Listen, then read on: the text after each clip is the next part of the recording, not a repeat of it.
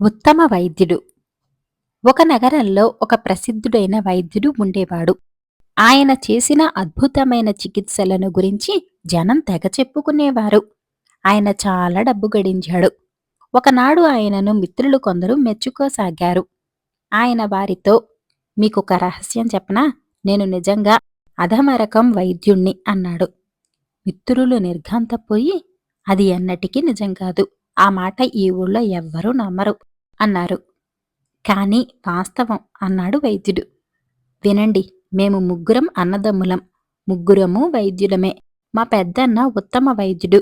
ఆయన రాబోయే రోగాలను ముందుగానే గుర్తించి ఆహారం మార్చి రోగాలు రాకుండా చేయగలిగేవాడు. ఆయన వైద్యుడన్న విషయం కూడా ప్రజలకు తెలియదు. మా రెండో అన్న మధ్యమ తరగతి వైద్యుడు. ఆయన రోగాన్ని అంకురంలోనే గుర్తించి నిర్మూలించేవాడు. అందుచేత ఆయన చిన్న రోగాలు కుదర్చగలడని జనం గుర్తించారు. పోతే నేను అధమ తరగతికి చెందిన వైద్యుణ్ణి. రోగం ముదిరిన దాకా రోగ నిదానం చెయ్యలేను. ఆ తర్వాత అంతులేని కషాయాలు, కుప్పెకట్లు, మాత్రలు గుప్పించి రోగంతో హోరాహోరీ యుద్ధం చేసి ఎలాగో నెగ్గుతాను.